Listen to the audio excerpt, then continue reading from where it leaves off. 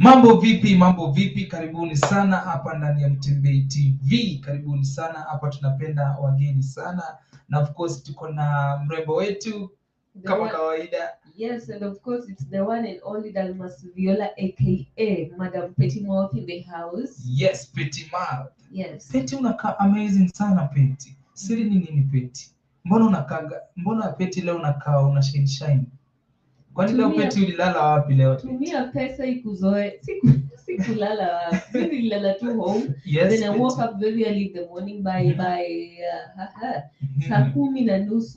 Uongo Petty, huwezi amka saa 10 vile nakujua. I was. Saa 10 huwezi amka Peri. I'm really sure niliamka saa 10:30 and Yes. nilienda Thika Road. I went to pick my younger brother from Mangu High School. Oh. Yeah, so I had to pick him mapema. I drop him so that I report to work. Nice Petty. Lakini leo nayo unakaa una shine Petty. Petty, nimekumisi sana. Unajua mafans wetu wamekuwa kijuliza tulikuwa wapi, siku mbili tujakuwa on air, tumekuwa wapi Petty? Maybe unaweza tu explain ya mafans wetu tulikuwa wapi? Alafu mimi sijui sasa ulikuwa wapi. Okay, but wewe unajua kwa mimi nilikuwa. Anza kujiexplainia pia mafans wako ulikuwa wapi bro?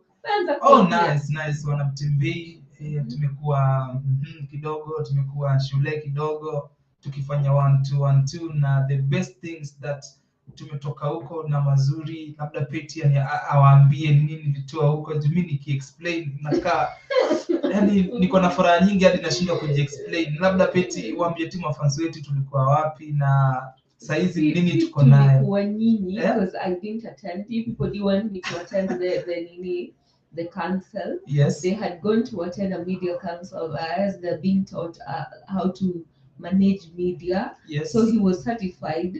Tumepatiwa certificate. Yes. Yeah, wamepatiwa certificate and everybody hadi maesters zake wake wa kitambo sahi are coming through.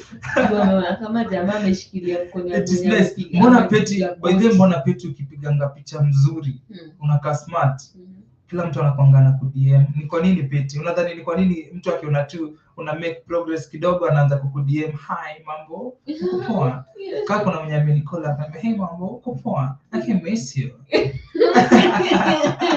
Sijui nadhani umeomoka. Jua nadhani umeacha kupaka remis. Bro, ni kuoga ulioga. Lakini hiyo picha umeionaje? Hata mimi hiyo picha nimeona, singekuwa na kujua ningekwambia congratulations. Yes. But me I know how to see boys wenye hawana pesa kama wewe. So kama hata singekuwa na kujua pia bado singekuongelesha. Yes. Unaget? Yes. But the reason why so many guys are now coming for you is because ulitumia pesa kidogo hiyo siku, ukapaka mafuta, ukapaka kemikali, uling'ara, ukapiga picha pale na jamaa liva koti. Heshimu watu wa koti. Alafu viatu zake pia zilikuwa zimepiga kiwi na shine. Yeah. Lakini Petty, jana kumekuwa na mambo mazuri sana pale kwa media council. Kulikuwa na vitu nyingi sana zinazoendelea pale, na pia na kwa mtu yoyote pia anaweza kuwa anataka kuendelea na masomo. Kuendelea na masomo ni kitu poa sana kwa sababu tulilearn vitu nyingi sana zenye yani kwa hii process ya shule tumelearn vitu nyingi sana zenye at least saizi zitakuwa zinatuguide kwa kufanya kazi yetu. Petty, unadhani kurudi shule na kuaga kitu mbaya kwa mtu? Ina depend like what are you going to study in school and what level unarudi. Unajua kama yako ile ilikuwa ni teaching ya vitu na media, si class yenye unaenda unakaa sana unapatiwa exam. Yes. Yours was different. But if you are talking into this perspective, tunafanya exam. Ulitoka na 5% ama ulipata ngapi? Petty, mimi unanijua tu mimi. Nilipasua. Yani nilikuwa the best among the best student. Nilikuwa among them na tulipatiwa vitu mzuri. Yeah, but situation kama mimi najiongelea, mimi siwezi high school ama university naweza endeleza because nilifanya that is purchasing and supply guy. Purchasing endelea. Unajua vile unaongea ni kama unamaanisha nilikuwa high school. Najua viewers watadhani nilienda high school. Ulienda kusoma how to handle a camera, how to talk to people, how to approach somebody ukitaka interview. No. Yes. Saizi tumelearn kuwa very professional. Unajua hata saizi hata our viewers wanasikia tu the way naongea kama mtu very very very very very professional. Nywele yako ndio hao watu walisahau kuambia how to manage it, how to make it look Tuliongea vitu nyingi by the way saizi hata ndaenda kunyoa kipara. Leo saa 8 ndakuwa nimenyoa kipara, sitakuwa hivyo. Unajua saizi ni kuwa very professional, kufanya kazi kuwa very professional, najua peti. Naona pia umeng'ara hapo bro, umepiga look yako ya December. Suti imekuwa saizi Unajua suti hii umeng'ara, naona umevaa t-shirt yako ya December ya Valentine, but uko tu sawa bro. Yes. Nobody can judge you. Lakini hata vile nimekaa leo job, nilikuwa naona watu wananiangalia sana. Hadi nini soja wetu hapo chini ameniangalia akasema, "Hey, leo unakaa vizuri. Kwani mbona umekaa kuchange hivi?" Nikaona yenyewe by the way ukigraduate kila kitu inakuanga ina change tu. Yeah, as usual, everything must change. Yeah, within your space. Lakini peti kuna hiki kitu inanisumbua sana. Yeah. Mimi nimechoka. Umechoka na nini? Nimechoka kabisa peti kuona wanaume wananyoroshwa na mabinti. Yaani hiyo kitu inanipeanga stress. Inanipeanga stress. Kwanza kuna jirani yangu kila saa akiingia. Sasa huyo jirani yangu anakuanga na sauti ndogo. I'm sorry to say it. I'm sorry to say it on air. No, don't be sorry because you know. I'm sorry to say it. No, you shouldn't be sorry. I'm sorry lakini nimechoka. Unajua jirani amekuja akafunguka tu akaniambia, "Nye Dikene mimi nimechoka. Kwani naomba nifunguke." Ajui. Naomba nifunguke kwa sababu nimechoka kunyoroshwa. Kitu kidogo hajaosha vyombo ndio yeye ananyoroshwa. Hajafanya nini ndio bibi yake anamnyorosha. Na ni vile baba kazi yake huyu jirani yangu, I'm sorry wanamtembei. Lakini nimeona niongee. Ni vile kazi yake alipoteza kazi wakati corona imekuja, mpaka saa hizi anasema corona bado inamuaffect. Unaona? Yeye corona bado inamuaffect. Bado corona inamuaffect, bado hajaweza kupata kazi. So wife ndo anaenda kufanya kazi, anakuja, sasa amekuwa analeta. So shida pale inatokeanga ni upande wa vyombo, upande wa kupiga duster, kuosha nguo na vitu kama hizo. Kupiga pasi. Juu anakuja wife anapata hajafanya vitu kama hizo. Kwa nini hajafanya na amekaa tu? Labda amekuwa, unajua kuna PS siku hizi. Kuna PS, kuna Netflix. You are not even ashamed ukimention hizo. Hata afadhali ungesema analala kidogo ama na beti hizi ndio vitu ziko. Sasa beti mimi nikikaa kwako na expect nifanye nini? Si uniwekee PS hapo Netflix. Wow. Nicheze Netflix. Kwanza siku hizi kuna game, wifi uniwekee password. Unaona? Alafu nipe remote kama sijui kuitumia. Alafu siku hizi kuna TV za YouTube, unionyeshe YouTube mtu anaingia aje. Wow. Mimi nikae. Alafu pia kiti kama kuna peti zile vitu zako, unajua zile vitu zako za spring, unifungulie spring ya mbele. Niweke miguu kazi ziko straight hivi. Alafu nipe kama kuna PS unionyeshe kama kuna game huko na game gani kwa PS yako peti. I don't use it. It's my men ndio wanakujanga kuitumia. Yeah. You are? No, my friends, my bros. Lakini sasa unajua nikuja kwako mimi napenda sana PS. But let me tell you something. What do you think is wrong with that family? Wewe unadhani nani yako na shida? Ni mwenye makosa kwa hiyo familia. Kwa hiyo familia? Mimi sioni kama kuna makosa. Sasa peti kusema kweli kama kuna Netflix. Unajua huwezi kaa kwa nyumba bila kuwatch Netflix please. Unajua huwezi kaa kwa nyumba bila kucheza PS. That's true. Na sasa vyombo, unajua unaweza sema vyombo naweza osha tu baadaye. Kwanza nione Netflix, unajua pia vitu zisikupite. Baadaye ni sababu unajua saa hizi Russia na Ukraine pia wana fight. Lazima niingie YouTube nione vitu zina happen kama hizo. Unajua vitu kama vyombo ni vitu zina kuoshwa tu, zitaoshwa tu. Lakini si ati utoke job tena uanze kunichapa peti. Na mimi nacheza tu PS. Kwani nicheza PS tumekosana wapi? Nikicheza PS tumekosana wapi? Let me cut you short bro, kabla nikutupe nje. First of all you said eti watch kwanza Netflix, acheze PS, jiangalie Ukraine and Russia. Na vyombo ni kitu rahisi kuosha. Mbona angeanza na vyombo naenda afanye hizo vitu? Because umesema vyombo ni kitu ya dakika kidogo. Mbona kwanza na hiyo vyombo ya dakika kidogo alafu afanye hizo vitu zote? Lakini peti pia si kazi yangu kuosha vyombo. So ndio dem. Hata kama unaenda kazi sina faa kuje pia oshe vyombo. Now that is the mentality. Mimi kazi yangu kama wewe wanakwanga nayo. That is lakini why peti kama kuna TV, kama kuna TV na wewe umeenda job. Mimi corona iko peti paka size. Watu wanavaa mask. Sasa una expect niende wapi na kuna corona? No, let me ask you, mwanamume wewe unaona tu kama ako tu sawa, like this woman ndio ako kwa makosa. Lakini sasa mwanaume hajamchapa, hajamtusi, si amekaa tu. Kwani akikaa kuna shida gani Betty? Do you know what? Wewe mwanamume mwenzako siku moja utapata hata kama amekatwa hata shingo ama amefanyiwa nini, because he's not being responsible. Ajitumi. Mwanamume lazima ajitume. The moment you know that ume lose job yako and you know so well that hauna kitu kingine ya kufanya na ni sahihi ni bibi ndiye anakulisha na maybe mko na watoto, lazima ujitume mwanamume. La sivyo utateswa, utanyanyaswa, utapigwa mpaka ukufe. Mwanamume lazima ujitume. Hata kama alikuwa ame lose job na corona, unadhani si anaweza kuwa self-employed yeye mwenyewe? Mimi niko na PhD. Niende wapi sasa na kuna jua? Kuna jua na kuna corona. Kuna reason bro, surely eti kuna jua Peti. Mimi yako ni kuna jua, so you don't want to get out of the house. Lakini Peti si unawaka. Wow. Unawaka at least, unajua tukipatana mimi nilikuwa nawaka, kazi yangu ikaisha.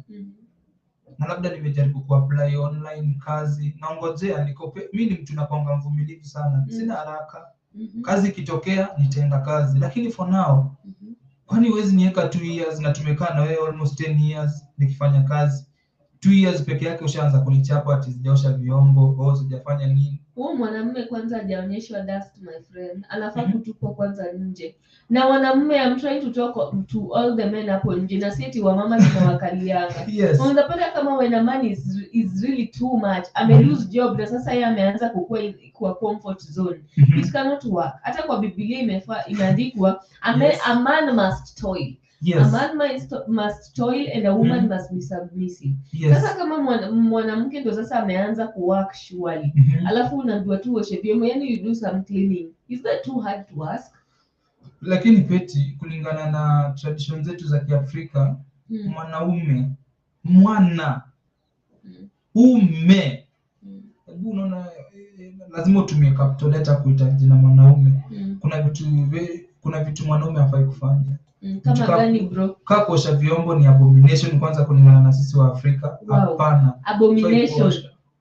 Mwanaume aoshaje vyombo Peti? Okay, sasa ukiwa bachelor unafanyanga aje? Au unanga mkono? Lakini si hapo unajua wewe No, answer me. Ukiwa bachelor unajua wewe ni bachelor.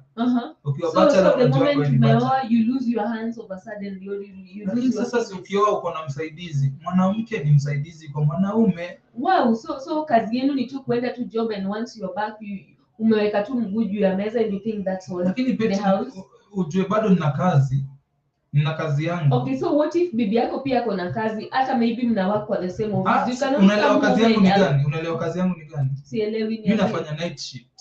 Akitoka si ametoka kazi, sasa mimi kazi yangu sinaijua. Sasa asubuhi tena nianze kuosha vyombo Peti. Nimechoka pia. Unafaa pia hiyo ni kazi na nyinyi mjuangi kama mtu anatumia energy. I missed something. What do you mean by night shift? I missed something.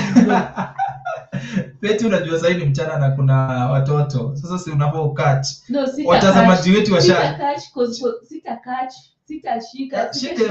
sitashikanisha. You will not force me because we are trying to make men understand something that tunamaanisha ni aje. Tunamaanisha ni aje. Unajua time nimekaa nina save energy. Sasa ukitoka kazi tena waanze kunichapa na mimi nataka nikuandae. Unajua nimejipanga. Deacon White, let me ask you a question. Suppose these people could be working in the same office. Alafu warudi kwa nyumba. Unadhani huyu mwanamke naye hajachoka? Afai kusaidiwa? Yes, amechoka, ndio amechoka, lakini kama unajua lazima anafanya kazi mzuri, na vile naonaga mke wake anafanya kazi mzuri juu ana drive. Unajua bwana ni vile corona iliisha ikabidi amenduzi. Tusiongelee wenye wana drive. Kuna bibi na bwana wanafanya hata kwa mjengo. Unataka kuniambia wakirudi kwa nyumba huyu mwanamume aone hata kama huyu mwanamke amechoka? Afanye kila kitu, amnaushe hadi mkono hadi amuoshe mdomo. Lakini Peti unajua pia unafaa kujua wakati umechange. Hii generation ni different. Good. Na unajua hii generation imekuwa different aje? Mwanamume anafaa kufanya kazi kwa nyumba. Don't forget. Ni mama zetu na baba zetu ndio wako wanafanya hizi, hawako wanafanya kazi pamoja. Wewe niambie, uliwahi ona babako akiosha vyombo? Babangu? Yes. Umedanganya. Ni ukweli, mamangu alikuwa mgonjwa na mimi nilikuwa mdogo. Hiyo ni akiwa mgonjwa. Okay, wakiwa tu ina normal life wako nobody sick. Ni ngumu.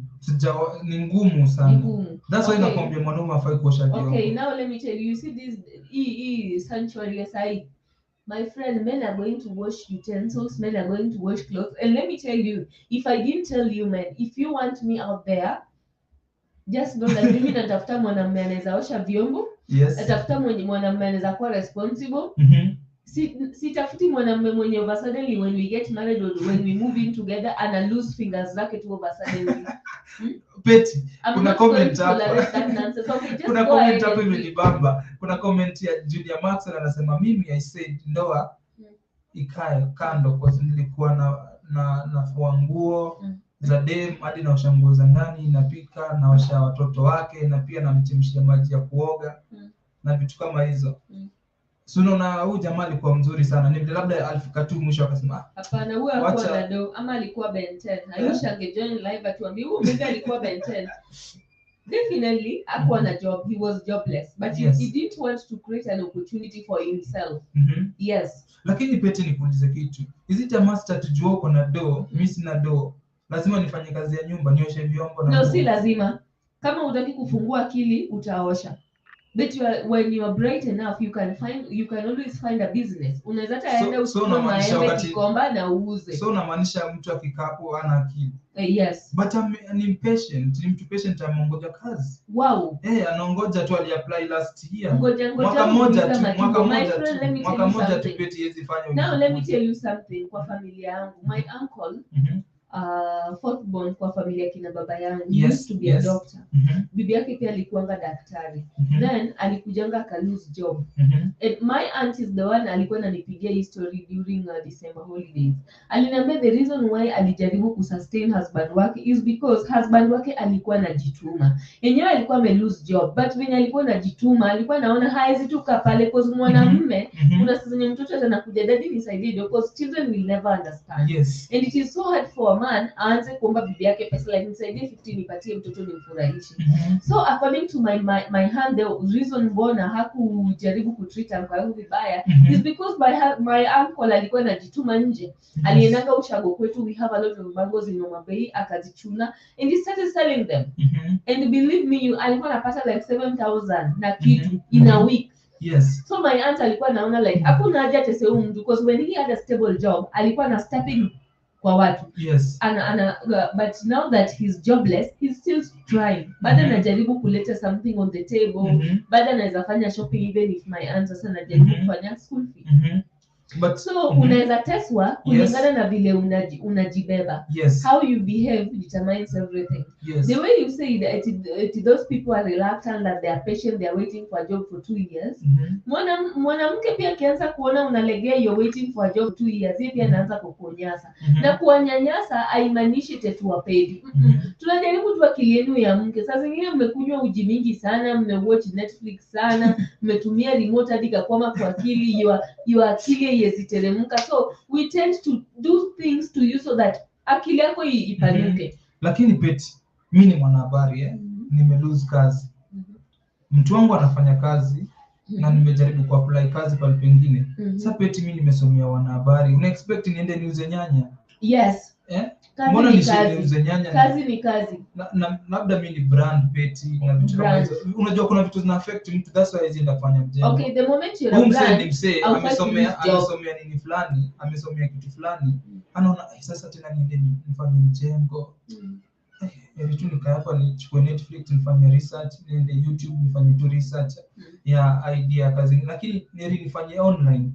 Lakini Peti kwenda nje tena kuuza nyanya, kuuza mjengo, vitu hizo pia zinani affect na nasikia aibu kutoka hapo nje. Sasa afadhali upige tu kwa nyumba iishie hapo. Sasa afadhali wakupige tu kwa nyumba iishie hapo, lakini Peti nasikia aibu ya kwenda kufanya mjengo.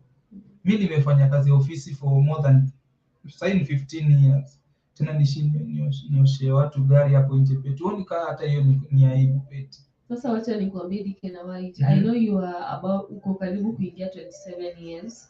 But you are going to have a problem when you get married, and I'm telling you this for free. If you get into marriage in a year with that same mindset, with that uncombed hair. Lakini Peti, you will find it rough. You are going to find it rough in that marriage, and I'm telling you and mark my words, and look straight into my eyes. Can we maintain eye contact for at least for once? Yes, no, so yes, maintain eye yes. contact. Najua uwezi niangalia kwa unaogopa. Unaogopa. But let me tell you, if you're going to marry someone's daughter with that kind of mentality, yes, kutatupwa nje bro. Especially when you'll be jobless. At least try kuonyesha mtu like hata una-apply, unajaribu ku-apply, like you're struggling. Unatamani wewe pia kufanya hiyo kazi. Sasa wewe unafanya kazi. Unajua maisha ni kusaidiana Peti, wewe unafanya, mimi sifanyi. Kwani Peti huwezi tu nisaidia hata milele basi wewe ufanye kazi, mimi nikae huko. Okay, I didn't mean that if one day I get married then my husband I lose job, I cannot help him. Yes. I didn't mean that. And by the way, when I'm telling you, don't get me wrong. Yes. I was just trying to say, if your husband anaweza kuwa ameachishwa kazi ama hana kazi. Yes. Kitu inaweza fanya mtu amtese, inadetermine pia vile huyu mwanamume sasa anaanza kubehave. Yes. Yes. Basi wanawake wote wanatesa. Inadepend na vile mwanamume anajaribu kujipush. How this man pia anajikari. But kama kitambo pia ulikuwa na madola lakini ulikuwa tu una treat to my side chick and then you lose the job. Do you still expect wewe yani they treat you well? Una treat you vile una treat mtu. Peti hiyo kitu inani. Imagine kuna siku jirani amepata wewe bwana yake, ameleta marafiki zake. Wamenunua tu mzinga hapo, wanakunywa, wanafanya wako hapo wamekaufa sauti, wanajienjoy. Halafu tena madamu akatoka huko, akaleta shida tena. Peti ni kuna ubaya gani Peti mimi nimekuja na marafiki zangu? Mimi sina kazi. But marafiki zangu wamekaa mtu na mzinga tunajienjoy. Mbona tena waanze vita hapo uniaibisha mbele ya marafiki zangu? Peti hiyo ukiona hiyo mbona sasa ikuwe hivyo Peti? Okay, hiyo ni mbaya but pia unajua circumstances. Unaweza pata huyu mwanamume maybe ubo the mzinga ni mwanamume ama nani? Ubo the mzinga. Si labda tu nimestruggle nikanunua mzinga nijibambe na marafiki zangu. Okay, na wewe ndo unalipa rent. Okay. Kwani kuna shida gani Peti na niko kwa deni yangu? Okay, listen. You see unaona hiyo mentality hautaenda nao mahali. Unanunuaje mzinga hata kama bibi yako ndo analipa job? Na hiyo pesa ya mzinga si ungeenda hata ununue nyanya mufanye hata shopping kidogo mnunue hata unga tu. At least afurahi. Aone okay, sisi women we get entitled to small things. Let me tell you. Mimi a man out there can steal me from my boyfriend kwa kuniletea tu chocolates. Yes. Kwa kunifanyia tu zile vitu ndogo ndogo zenye boyfriend wangu anajaribu kuignore. A woman can get into yani na hizi vitu ndogo ndogo. Wewe unanunua mzinga pale juu your girlfriend analipa rent. Alafu unasahau huyu dem anangojanga hata ununue unga wande. Show that woman that you are capable. Yani muonyeshe tu like hata wewe uko na interest ya kusaidiana ndani ya hii nyumba. Don't just be reluctant that analipa rent sasa unaweza ita bash na marafiki zako. If I were that woman, kwanza ningekuja na nikiki hiyo mzinga hadi iruke kama burukenge. Yes, ni roho mbaya, kuko na roho mbaya. Si roho mbaya, inadepend mwanamume amefanya nini hiyo wiki. Hii pesa kidogo amepata ya mzinga. Mbona angeitumia vizuri ndani ya nyumba? What if kama hata huyu mama hiyo time alikuwa vibaya na chance ya kwenda nao job kesho ama kuna do ya food. Na huyu mwanamume ndiye anakunywa mzinga. Alafu akikuja kwa nyumba anaanza kuata nonsense. He'll be talking from all corners of his mouth, uttering nothing. What do you expect? Lakini Peti lakini Peti unadhani ni issue nini inafanyikaga ni unapata partners wanaanza sasa kufika hadi kwa issue ya kumalizana kutoana uhai? Inafikanga wapi sasa Peti? Unadhani ni kwa nini kitu kama hiyo inafanyikanga? Unadhani kitu mimi kukosa kazi inaweza fanya tuane? No. Kukosa kazi izifanya mtu auane maybe if there is bitterness now in them. Yes. Mimi kitu ninajua according to my own research kitu imefanya watu wengi wameuana hii Kenya ni cheating. Yes, cheating sana. Unapata kama boss na maid wake, I saw that. I think it's just cheating and somebody being bitter. Na ndio mtu akuwe bitter, unapata kama mtu amekufanya kitu mbaya but mwanamume kutokuwa jobless. Eti alafu na mwanamke atoe tu maisha yake ni ngumu sana. Something must have triggered you to do that thing. Yes. But kukuwa jobless, not in my list. I won't support that. Yes. Juu kuna issues mingi zimekuwa zikitokea Peti, hata umeona last year kuna mambo mengi yamekuwa yakitendeka. Nasikia yule alifanyia ule alifanyia ule. Na issue hizo Peti zinafaa kwa sisi unaona kama sisi tunafaa kufanya nini issue kama hizi ziko zinapunguka kwa society. juu ni vitu zinafanyika kila siku. I'm sure hata saa hizi kuna pahali tukituka imefanyika about relationship kwa vita. Okay, kuna vitu zenye hatuwezi zuia nani? Kuna vitu zenye hatuwezi zuia. Yes. The only thing I can say, people should always learn how to let go. Letting go is the hardest thing. Yes. That even a rich man, even a trillionaire can never understand. Yes. Or the word I'm done. Even a billionaire can never understand that statement. Kama ni mtu mwenye anapenda. So we should learn as people on how to let go. That is the only problem. Yes. You adapt to the new thing. Sahau tu, but it's hard. Healing is hard. Yes. Let me tell you, I've ever been there, and it took me almost 2 years to adjust, to accept that it was happening and we were no longer together, and I felt like my whole world was ending. And then you find that during this time you're breaking up with this particular person, he's already having a new prey and they're happily together. Then you tend to think like you can take off his life. You can take his life. No, we should learn how to move on. Kweli. Yes, lakini pia hiyo kukosana kutupiana maneno ndio create hiyo hate hadi watu wanaweza uana, sio kudharauliana, kudharau partner yako, kumletea tu dem kwa nyumba. Kama kuna mtu nishaiona analeta dem na dem mwingine kwa nyumba na anataka wadozi bed moja. Kwanza pia tikitoka kwa pili unaweza fanya nini? Chali mmekosana, anaenda analeta dem mwingine. Analeta hapo na inabidi mlale kwa shuka moja. It will never happen to me because number one, I'm not doing age 30 and below. It will never happen. Age 35 and above don't have that kind of mentality. Yes. It is a dry. Are we meeting or not? And where are we meeting? And these and these. Yes. Babe, let's meet at 4. Yes. Babe, let's meet at 5. I'm picking you, period. Hakuna kitu kama inakuja kukushambulia or is coming at my house unaware. No. It is at wacha nikwambie, nilikuwa TikTok. This girl was explaining her story.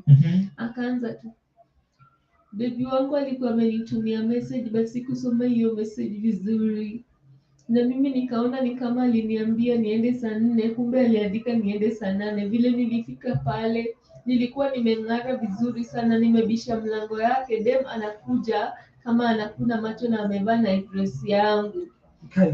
Huyu dem kunifungulia, mimi nikamuuliza who are you? Na yeye ananiambia like do I know you? Yes. So tukaanza ku-exchange na huyu dem hapo kwa mlango. Chali yangu akakuja nikiadhani anaweza tupa huyo dem hata kama amevaa na dress yangu. Akaniambia, "We mama watakata kakute next week bado sina do." Guy. And that girl was literally crying. Alitupwa nje na huo chali yake. Eti akuje next time yani mama watakataka. Hadi naambia babe, mimi ni mtu watakataka aje? Chali yake akainsist, I told you ukuje saa 8, wewe umekuja saa 4. So now that is the problem with you young men. Lakini young men si tunakuanga very focused bit. Umesikia hiyo story nimekupea kweli?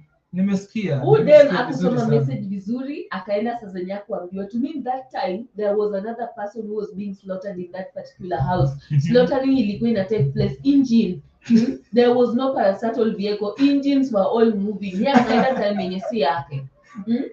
So hiyo time yenye si yake, una imagine mtu kama your boyfriend can tell you in front of another woman like wewe ni mama watakataka. Hadi eti chali yake alikuwa anamuuliza eti si nilikulipa pesa ya last week. Lakini peti unafaa kuna kwanga na timetable. Ukiambiwa kuja saa fulani unajua at the age of unaelewa kuna kwanga na timetable. What age bro? What age? Kutoka 21 to 23 hapo 24. Usijidanganyishe. Hiyo kitu ni tu from 18 to 30.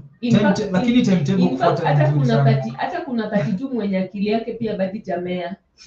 Najua kuna mtu wa 32 mwingine mahali tu akili yake ijamea, yeye pia kuna timetable dikena white. Sasa unadhani watu wa 40 wana timetable? No, but even if they have a timetable, they know how to do these things. They know how to carry themselves. They know how to conduct these things. Na let me tell you, umeona vita yenye imeshika wasichana wawili na kuna dem na wako na chali above 40. Huyu mwanamume huwa umana. Yeye ndo anatokanga naenda. Juu hataki kuchagua. Hizi madem tunakuanga wajinga. Then who do you love? Baby, who are you choosing? Mwanamume anachomokanga ikiwa mbaya. Lakini hii ejeni ndio huo dem aliitwa eti mama takataka kujie pesa takataka next week. Eti ada nagombezwa. Si last week ulikuwa hapa, unafanya nini sasa hii?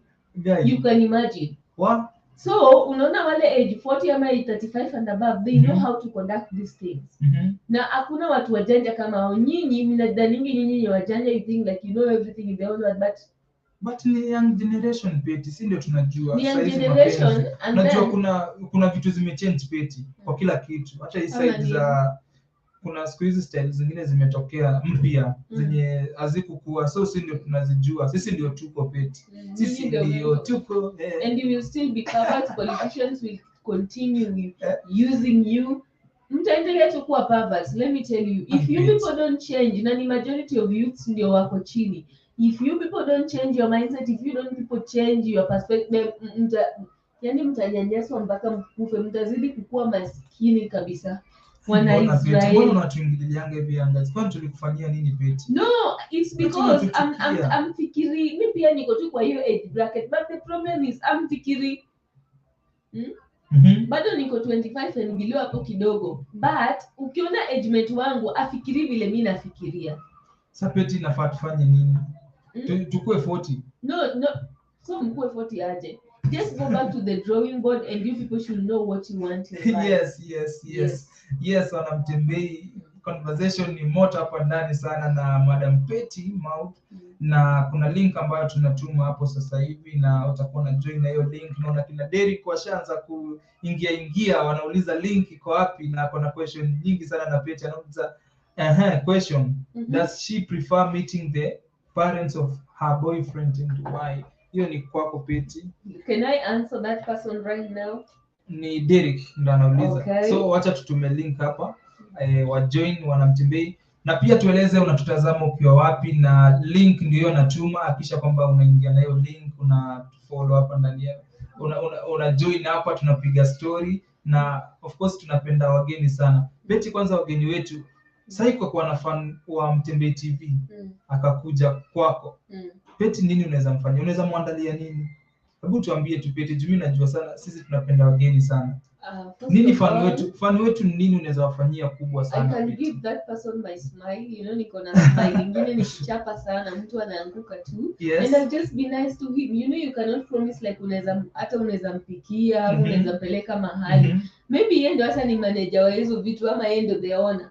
So the best thing you can do, just treat someone good. Ukweli, lakini kusema kweli our followers wamekuwa watu wazuri, our viewers wamekuwa kitu support kila siku, na tunashukuru sana kwa kila kitu manzeni mmekuwa mkitufanyia hapa. Unajua without you people honestly hatungekuwa hapa. Ndio link hapo inapita hapo chini, hakikisha kwamba una follow hiyo link, na pia unatufollow kwenye mitandao ya kijamii. Mimi naitwa Dickene White. Kama unataka interview ni follow pale Facebook, andika tu Dickene White, nitakupeleka direct kwa Facebook yangu ama IG.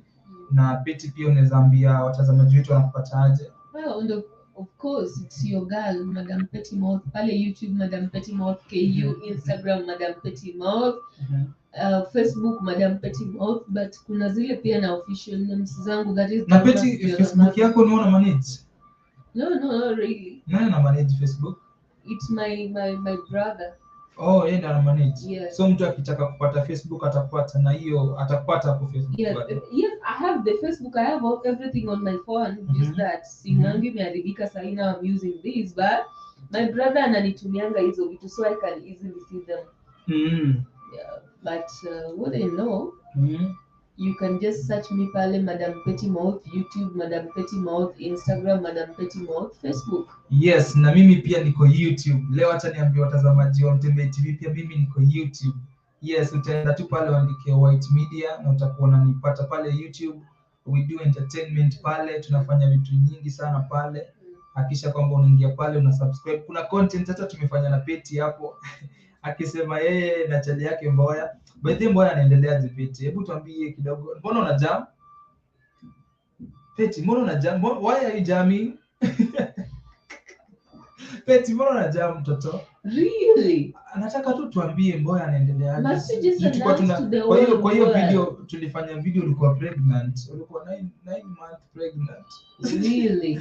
Unajifungua wewe? No. Next week kama. Listen, Mboya is okay and I suppose he's making right choices in life. Yes. Yes, but the only thing I will just wish Mboya ajue is if he's going to choose to have that job that KRG the Don was promising him, inalipwa 40,000 plus, he should know that the moment you are given a job, unafanya hata kwa factory or any office, they will not expect you to be in social media or maybe when you are ranting and yapping. Yes. So I choose wisely if he wants the social media life. Yes. Or if he really needs a job. The moment you have a job, it will be so hard for him to run. Because kwanza anapelekwa factory huko lakini mimi sidhani kama ni idea mzuri yenye KRG alikuwa anataka anafanyia Mboya. Okay, ni vizuri kumpatia kazi, lakini kupeleka Mboya kwa factory hiyo si nikaa kuwa nini yake, kwa sababu Mboya anafanya content na channel yake siifanye vibaya. Okay, una ni idea mzuri Peti. Ni kama wewe saa hizi nikupeleke kwa butchery, niseme kuna butchery nataka ukue unafanya hapa Peti. Okay, the only thing I can say, I'm not judgmental. Yes. And it's so good like what Jamali mpatie job. But before you give somebody a job, lazima ufikirie, will he be comfortable to do this job? Ama atakuwa anafanya tu because imebidi. All I can say, if Vincent Mboya, that's my boyfriend anaweza nisikia, before ende hiyo Isiolo huko, I make choices. Akitaka like a social media, I go back to the drawing board, sustain, afanye YouTube yake vizuri, because YouTube is a easy money. Yes. Easy money, but you have to sweat. Even if it is easy, you have to sweat for you. Useme easy Peti. Ona tunafanyanga content Peti. Yeah, we know, but fanya content ufanye it's easy because nobody is making noise for you. Yes. It is just that you have to make your content equal to your own boss. Exactly. Yes. So lazima afikirie akitaka kwenda kuwa kwa factory and do away with kila kitu, na pia the moment enda kwa factory, the moment you are not going to make noise kwa social media, jina pia itarudi chini. Some people will have forgotten about him. So pia akitaka kuchoose life ya social media, arudi back to the drawing board, ajue what he wants na YouTube channel yake, it will grow. Because we'll always be ready to support him. Yes. So you can only advise someone, but you cannot make decisions for them. Yes. Lakini Peti, wakati mna date na Mboya alilia sana kuosha vyombo. Peti, wewe ni hao watu tulikuwa tunaongelea kwa topic yetu. Peti, mbona ulikuwa unapea Mboya vyombo by the way? Tundi tu nyuma kidogo. Okay, because si nilikuwa nakuja kwa work. Yes. Na alikuwa nabaki kwa nyumba. So what's the essence of mimi natoka job kitu saa moja vile tunatoka na saa moja usiku, then narudi na bara kama vyombo amekulia ama vyombo tulikulia jana bado zinakaa tu hapo. Lakini si ni mwanaume Peti. Okay. Unataka mwanaume unaona vile unasema yeye unajua mwanaume, and that is the reason why I threw him out. Yes, hakuna jokes kwa relationship. Alileta shida. Because he didn't want to do what I wanted him to do. I wanted him to correct on some things. I wanted him to start respecting Jalang. I wanted him to do some things that zenye mimi najua, I'm so sure ingekuja imsaidie. But being that he wasn't ready to change, he wasn't ready to adjust to my system, alikanyaga nje na si kubwa. Peti, mwanaume anafaa kufanya nini mwenye anakudate? Labda kuna crush hapo, juu unajua kuna tu crush. Unapenda mwanaume anakaje? Qualities gani zako za mwanaume? First of all, my crush must learn me. That is my number one thing. You must learn me. Yes. Because one time I can tell you to do this, then tomorrow I don't want you to do that. I can just tell you to do this so that I can see how you can do that particular thing. But unaweza kuwa unaifanya, okay, let's say inaweza ambia chali yangu, I want you to post your sister. Yes.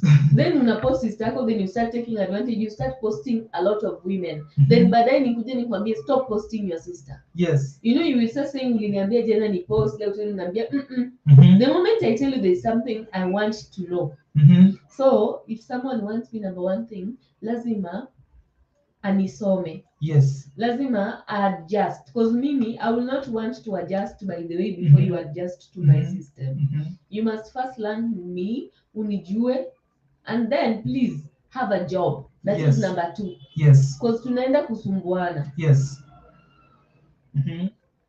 And then the rest, hata kama ni kiwete, just have a job, nijue tu my do and don'ts. Actually, we are coming back to that topic. Know my do and don'ts. Yes. Unisome vizuri na unisome vizuri in that Na smile ingine nikitoa, hiyo ni smile ya kukuambia I'm pissed off but I don't want to talk. Kuna ile smile nikitoa ni ile like bro I know you are lying. Na kuna ile smile nikisema I'm saying like you motherfucker get out of here, you know. Na kuna ile smile nikitoa I'm like babe cool down, I'm gonna cook, I'm gonna wash for you, I'm gonna praise you today the whole day, relax baby boy. Yes. And then kuna ile smile nimetoa tu because I just want to win, yani nataka tu furahie. Yes. Yes. Peti. Kwa wanaume kama sisi wenye tunanyoroshwa tunafanya nini Peti? Siri ni nini? At least tuambie tuchanuke, ndio madamu akitoka kazi akikuja tujue vile tunamhandle, vile tuna nini mademu inafanyanga mtuchape. Just do the right thing. Right thing ni gani Peti? Okay, tuchanue kidogo ndio madamu asitoke huko tena aanze kutuchapa, na labda sisi tulikuwa tunafanya tu Netflix, tuko tu YouTube, hatuna hata tujakosana Peti. Mimi niko tu YouTube, niko Netflix, nimekaa kwa Spring, kitia Spring. Hapo sasa shida iko wapi? Hiyo inakaa ni under what basis are we talking about? Ananyorosha juu amefanya nini? Si labda ati juu sasa sikuosha vyombo. Ukifanya nini? Si ulienda kazi, mimi sikuosha vyombo na kuja kunichapa. Okay, niambie nafaa kukuando laje ndio at least usinichapenge. Just do the right thing. Washa vyombo, then you can now go ahead and watch Netflix. But before you start watching Netflix, at least use your Android phone to apply for some jobs. Kuna jobs mingi ni vile tu vijana wataki kujituma. Yes. Naona ndugu yetu hapa Derrick Okomo ashaingia amejaja. Tunaomba tumpatie chance aongee. Mr. Derrick, sijui kama unatusikia. Yes, good morning. Yes, good morning Mr. White. Good morning. Good morning. Tuko poa sana manze. Leo nakaa amazing bro. Leo umevaa suti. Yes, leo ni Friday. Leo ni siku ya suti. Okay, thank you. Asante sana. Karibu sana ndugu yetu kwa Mtembei TV. Of course. Yes. Feel at home, Thank you so much. Yes. Karibu sana. Naomba swali zetu It's amazing. It's amazing. I'm at home. It's the place. What? Yes. Yes. Ebu post some questions. There were some questions I was asking, madam. Yes. Ebu post them so that she can answer when I'm able to react on them one by one. Wow, okay. I'm ready for you today. And can we go to? Yes, I can see. Hello. Peti umesema tufanye tu the right thing. Yes, just do the right thing. Right thing ni nini? Yeah, start posting. He wants you to post those questions so that I can give him my answers because I'm so ready for him. Yes. Mr. Derrick, sijui umepotea, umeenda wapi? Just post me the questions zilikuwa hapa. Bado niko hapa just a minute kidogo tu nikuje. Okay, a question to Betty. It's Betty. What experience had she went through in her entire dating period that she won't forget and she feels like not forgetting forever? Experience, actually it wasn't an experience, it was just that I loved somebody when I didn't know what love was. At age I was 17. I think I was 17. 17. Yes, I think it's 17. That is in 2017, if I'm not wrong. It's either 17 or 18, but it's 2017. Immediately I did my Form 4. So actually it wasn't a experience, but it's a lesson. Yes. Yeah, you just don't fall in love and you want to give back. Juu unataka kukaa na mwanamume. So that is one of the mistakes I did, but I don't regret. That's all I can say. Yes. Kuna swali yake ingine. So actually, as you're looking for that other question, I can say that is something that I will never forget because I have a human being that is working every now and then in my house, and she is an evidence that I did something out of wedlock.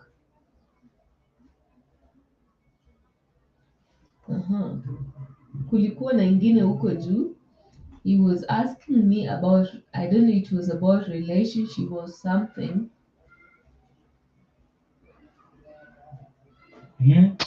Yes, yes, Mr. Derek. I can see you umerudi tena. Yes, Yes, I'm natusikia? back. I'm back. I was just interrupted kidogo, but now I'm back. Yes. Karibu sana.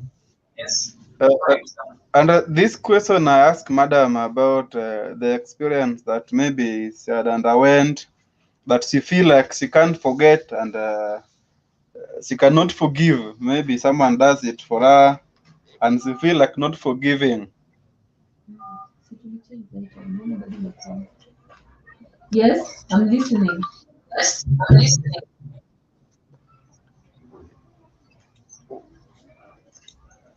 Okay, it was which experience? The question is, it was which experience that you underwent that you feel like not forgiving Okay, during the entire period? nilisha kujibu. I said actually it wasn't an experience, but it was a mistake that I did, but I don't regret. But it's something that is unforgettable. Something like that, like I will never forget about it because I have somebody, have an evidence. Oh, okay. Now, Mr. White, there's also another question I ask about the method of control. I don't know whether you can post it. There's another question I ask concerning that. And why do you think, Cypress, and do you think, what is the importance of doing that? Yes, wacha tuangalie. Any other question utuulize tena tukiendelea kuangalia hiyo question? Please. Okay, Madam Betty was talking about madam umeenda kwa nyumba ya mtu mwingine, kwa demu mwingine, penye ulipi rent, alafu the other time she also brought that issue that you should not. Yes. And the same question I'm asking, if they are not comfortable, why do they invite men, or why do they invite their friends to their place if they are not comfortable? Yes. Okay, at times we are always comfortable, but we're just inviting you for some chaos to teach you some manners. At times we're not always so genuine when we are inviting you at our places. Kuna tu zile times zenye tunataka tu mpigwe tu muone adabu, because you can be comfortable going to another woman's house yenye unaona tu ya ukweli, hii nyumba nayo udema haizilipa na hizi do, ama unajua tu vizuri your girlfriend is jobless, but wewe bado unaenda tu kila siku. Kwani unadhani nani analipa hiyo rent? Kuna big bazu analipa hiyo rent, anaweza kukushika haga na panga baridi. So I'm still insisting haufai kuenda kwa hiyo nyumba asubuhi na mapema, panga baridi yenye imelala kwa nyasi. Mr. Dero. Okay, Madam Betty, I'm listening, but I'm still not convinced. You invite me to your place, and yet you are not comfortable. So your main aim is to invite me so that you teach me some manners. You see? No, do you think by doing that? Sorry? I didn't mean that, but unajua kuna ile time yenye tunaweza wa invite cause mwanamume hana do, mwanamume hana job ama circumstances, na tunaona tu hapa kwangu ndo penye tunaweza meet tufanye hizi vitu zenye tunaweza enda kufanya nje. Maybe mwanamume pia kuna best yake hataki kumkopesha keja because maybe last time alikopesha keja na demu mwingine, he was too much, follow protocols, he didn't clean these sheets and blah blah blah. So I tend to invite this particular man at my place, mimi pia naabatisha tu, and then usidhanini shetani pia alalangi on that particular day. Hiyo ndo siku yenye sasa mwenye nyumba pia anasema let me go and see mom, let me go and see baby girl, and then they meet na kunanuka. That's what happened. Hatufanyangi tukipenda. Yeah. Yes, so zingine hatufanyangi tukipenda. Derek.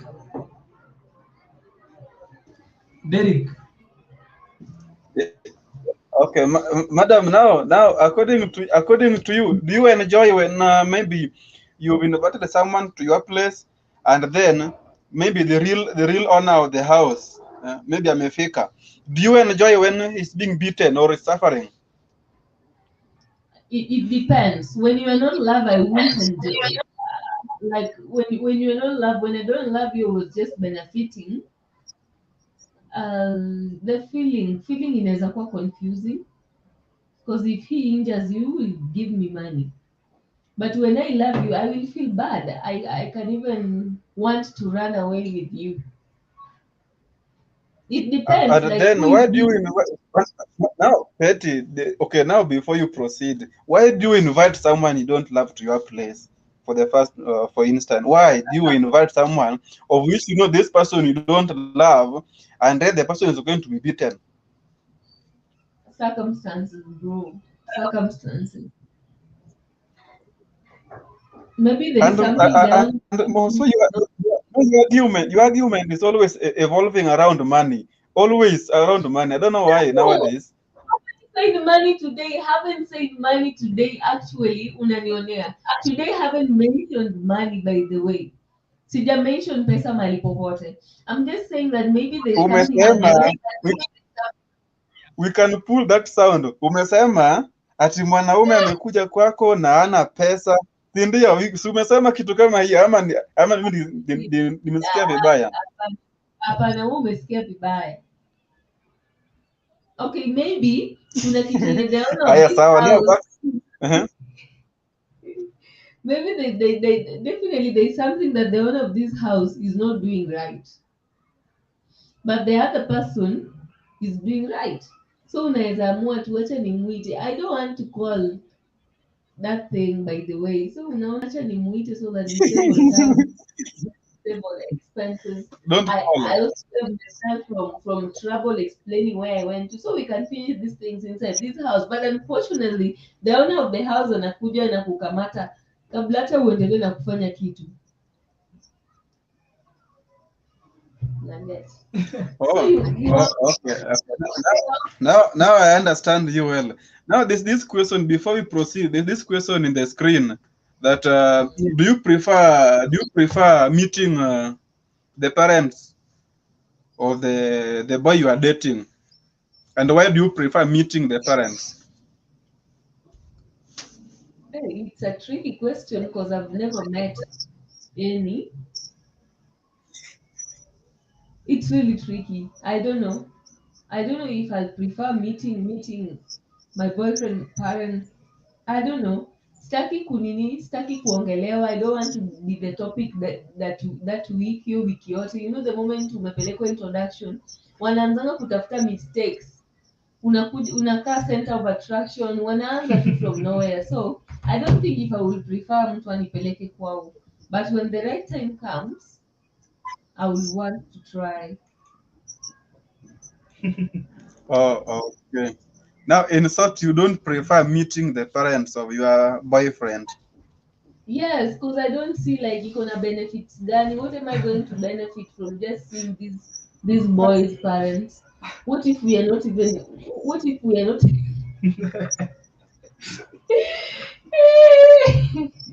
Hallelujah. Okay. It is nice. It is nice. Now, this question, and also men really like it. This thing men really like. I don't know whether I'm audible enough. Yes. Okay. Yeah, okay. Now, this act normally men like it. Maybe ameona picha yako anakuambia, si unitumie picha yako. Have you ever experienced that? Someone asking, si unitumie hiyo picha yako, ni mzuri. Yes, I experience that like daily, and with more than 20 men who always ask Oh, for my now. Oh, okay. Now, how do you feel when someone asks you, hey, unitumie hiyo picha yako? How do you feel? Irritating. Irritating? Yes.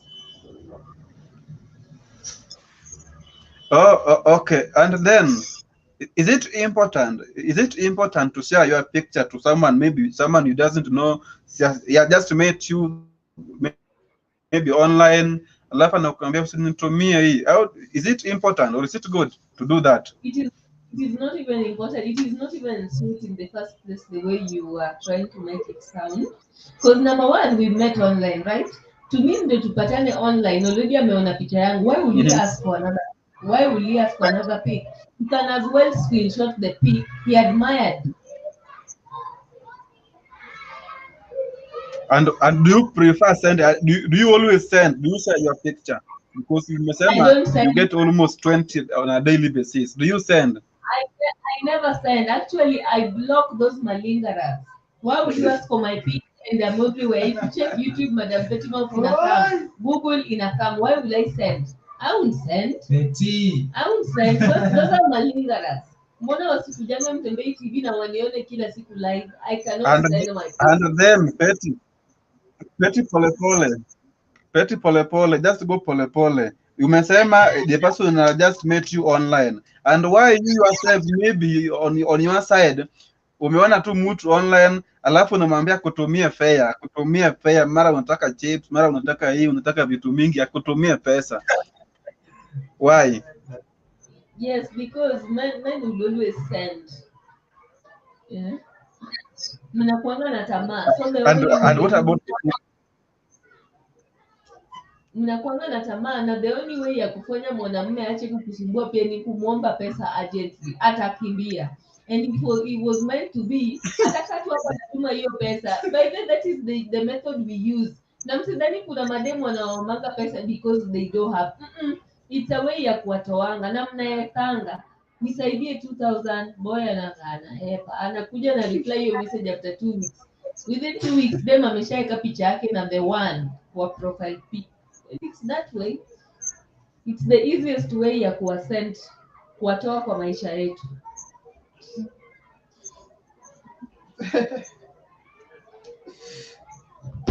Okay, so it means if you don't want someone, you ask them money, and maybe they will provide. Pardon? Okay. I was commenting that. So it means if you don't want someone, maybe you don't like a guy, you simply ask some huge amount that maybe he can't afford. Yes, it's the easiest way ya kukuza huyu jamaa. And what about if he can? What about if he can afford? Okay, if he can afford, basi atawekwa kwa space yake. Unajua tunakuanga na What about if he can afford?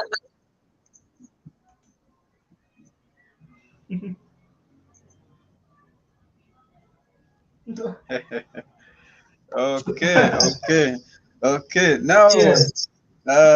you are trying to convince me. Let me hear from Mr. White. Yes, Mr. Derek. Tunaomba pia uchangie yetu ya siku ya leo. Unachukuliaje issue ya wanaume kunyonyeshwa na wanawake? Unachukuliaje? Maana kuna visa vingi vimetangazwa, unapata couples wanauana juu ya mambo ya kucheat na vitu kama hizo. Kwanza unachukuliaje wakati mwanaume anadhulumiwa na mwanamke? Kwa sababu wanaume wengi wanahofia kutoka nje ama kuongea. Unajua Derek, ukichapwa na madam utashindwa kuniambia tu tunanina hivi. Juu wanaume wengi wanateseka sana. Tuambie the way to go about it. Exactly. Okay. First of all, Mr. White, I can say it is not good. Yes. Killing somebody is not the solution of every matter. Yes. If there's a disagreement, maybe between the two of us, we should find another solution, but not ending up killing somebody or doing something that maybe can interfere with someone's life.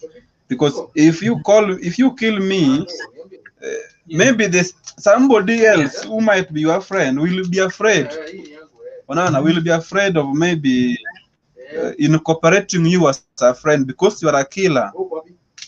And at the same time, men should also be contented, you know. For a woman to end up killing you, or maybe forming a group for you to be killed. Yes. Maybe someone you are the problem. Maybe a man, you are the problem as a man. Unaona? Yes. And then what caused all this problem is the lack of maybe sharing together. You know, if you are sharing together as a family, you are free to share. But if you are not sharing together in a scenario where maybe someone is at work, the other party is also at work, you only meet at night, and then you don't get time to share together all the problems that maybe you are facing as a family.